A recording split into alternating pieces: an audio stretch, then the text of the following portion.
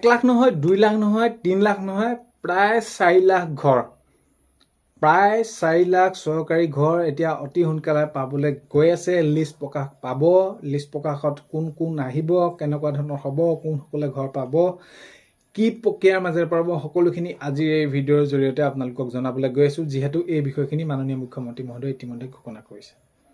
চৰকাৰী ঘৰ, PMY ঘৰ, সকলোখিনি কথা আজিৰ এই ভিডিঅ'ৰ জৰিয়তে জনাম। ভিডিঅ'টো আপোনালোকে শেষলৈকে চাব। ভিডিঅ'টো বহুত বেছি দীঘলীয়া নহয়, আপোনালোকৰ বাবে বহুত গুৰুত্বপূৰ্ণ।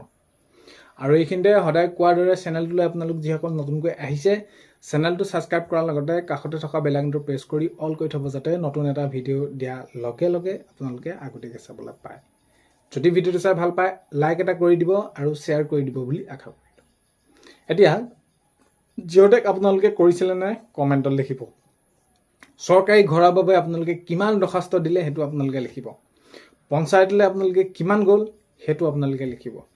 চৰকাৰী ঘৰৰ বাবে দৰখাস্ত দি আপোনালোকৰ ঘৰৰ নাম আহিছিলে, অহাৰ পিছত আপোনালোকৰ নাম কাটি অন্য বেলেগ পৰিয়ালক দিলে, সেইটো আপোনালোকে কমেণ্টত লিখিব। যদি আপোনালোকৰ তেনেকুৱা ধৰণৰ হৈছেনে? নিশ্চয় হৈছে, খেলিমেলি হৈছে।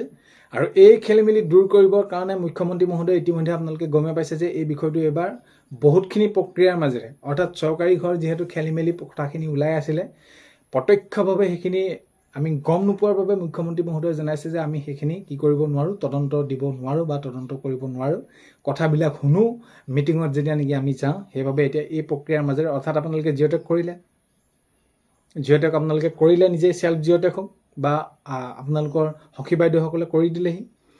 এইখিনি কৰাৰ পাছতো এবাৰ খেলিমেলি হৈছিলে কেনেদৰে, যে কাৰোবাৰ পকী ঘৰ আছে, গোহালি ঘৰ দেখুৱাই দিয়ে, কাৰোবাৰ পকী ঘৰ আছে, খেৰৰ ঘৰটো দেখুৱাই দিয়ে, কাৰোবাৰ পকী ঘৰ আছে, পাকঘৰটো দেখুৱাই দিয়ে, এনেকুৱা ধৰণৰ।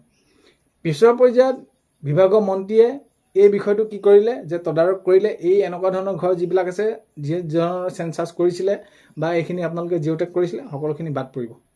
তো তেনেহ'লে আপোনালোকে নিশ্চিত, যদি আপোনালোকৰ লগত কোনোবাই এনেকুৱা ধৰণৰ প্ৰক্ৰিয়াৰ মাজেৰে কোনোবাই আবেদন কৰিছিলে যে আপোনালোকে জিঅ'টেক কৰিছিলে, সকলো বাদ পৰিব। কাৰণ কেলৈ তেওঁলোকে নহ'ব, চৰকাৰী চাকৰিয়াল, পকী ঘৰ থাকিলে সেইবিলাক নহ'ব, চিধা কথা।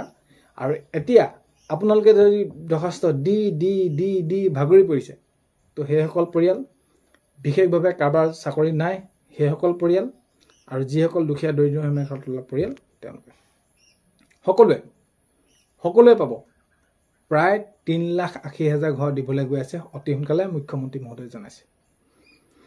এতিয়া কি হ'ল কথাটো, জিঅ'টেক আপোনালোকে কৰিলে, জিঅ'টেক কৰাৰ পাছত এতিয়া আপোনালোকে এইটো কমেণ্টত লিখক যে আপোনালোকৰ ঘৰলৈ জিঅ'টেক আপোনালোকে কৰি যোৱাৰ পাছত আকৌ পঞ্চায়তৰ ছেক্ৰেটৰীৰ সৈতে আপোনালোকৰ ৱাৰ্ড মেম্বাৰ আহিছিলে নাই ঘৰ ভেৰিফিকেশ্যন কৰিবলৈ।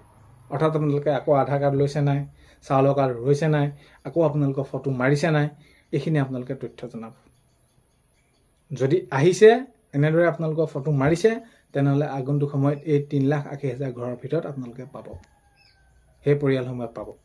আৰু যদি কিবা কাৰণ নাপায়, তেনেহ'লে আগন্তুক সময়ত আকৌ কেন্দ্ৰীয় চৰকাৰৰ পৰা তেওঁলোকে অনুমোদন পাব, অসম চৰকাৰে, সেইখিনিৰ ভিতৰত পৰিব। এতিয়া 3,80,000 ভিতৰত আপোনালোকে সেইসকলে পাব যি নেকি ঘৰত আকৌ ভেৰিফিকেশ্যন সেইখিনি হৈছিলে, ভেৰিফিকেশ্যন হোৱা সকলো পৰিয়ালে তেওঁলোকে সেইখিনি পাবলৈ গৈছে।